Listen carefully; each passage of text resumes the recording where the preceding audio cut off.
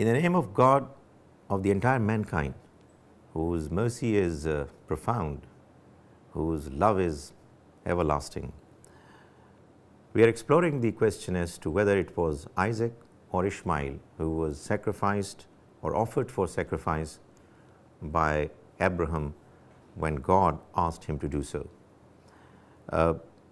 And we are going through the contents of the book authored by Mr. Abdus Sattar Ghauri to explore and find out the reality about this important question relevant to the text of the Bible.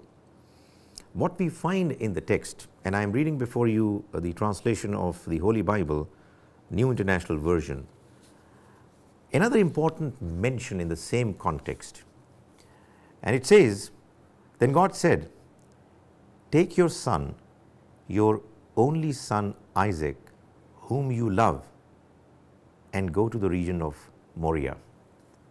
Now, in another chapter, the author, Mr. Ghauri, he mentions that we have to also investigate through what is mentioned in the Bible and in the literature that we have from the people of the book, the Jews and the Christians, as to who of the two sons was more entitled to be described by the expression that whom you love.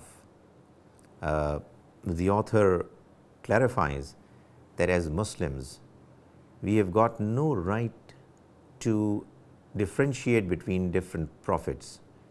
We accept, acknowledge and love them all equally, and therefore no distinction is allowed to be maintained between one prophet of God or another.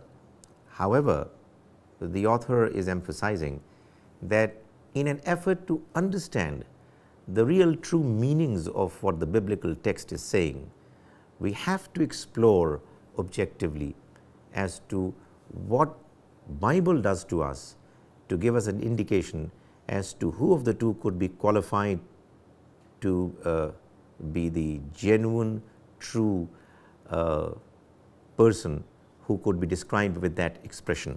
So, what he says is that the Bible mentions that when the good news of Isaac's birth was given to Abraham, Abraham said, "If only Ishmael might live under your blessing." Genesis chapter 17 verse 18.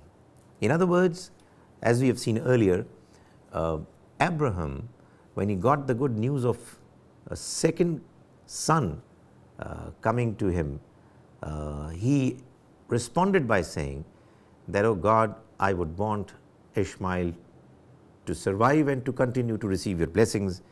And this of course was an expression of his profound love for Ishmael. According to Dr. Cohen, a Jewish commentator, this expression of Abraham in response to the Almighty's good news of the birth of Isaac actually meant that I would be satisfied if only Ishmael lived before you.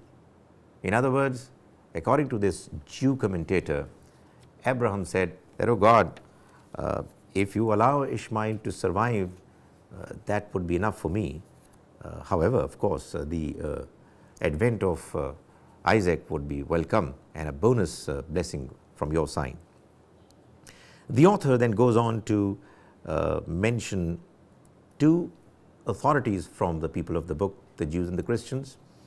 One authority mentions the fact, through the understanding of the Bible and the relevant literature that supports Bible, that Ishmael was the one, the son of Abraham, who had the attributes and qualities which enabled him to deserve the love and the sympathy of Abraham.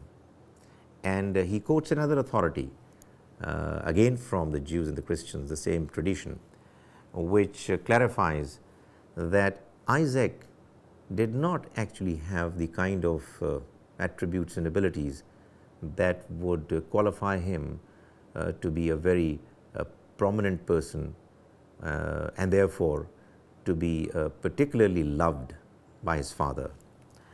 The first of the two authorities mentioned by the author is Marcus Dodds, who comments about Ishmael in his book thus.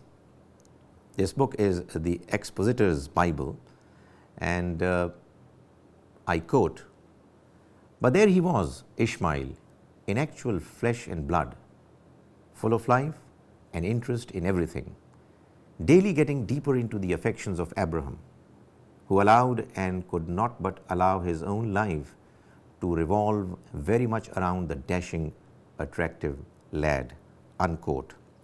This is what Marcus Dodds has mentioned about Ishmael. And the other mention that the author Abdus Ghauri quotes is of Hastings, who states in his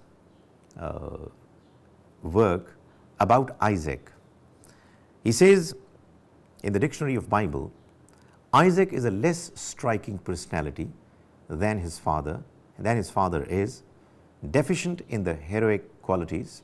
He suffered in disposition from an excess of mildness and the love of quiet.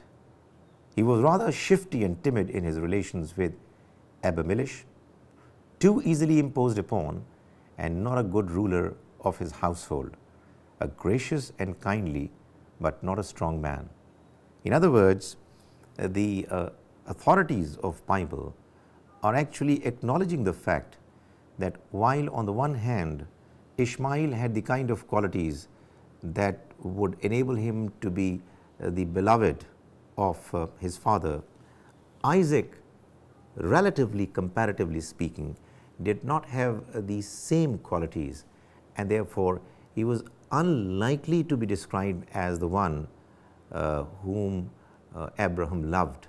If the expression was used for any one of the two, most certainly it would be more appropriately and aptly qualify to be described for Ishmael and not for Isaac. May God enable us to know the truth that He has expressed in the various books that He has revealed, and may He enable us to open our hearts for whatever is correct and whatever makes sense.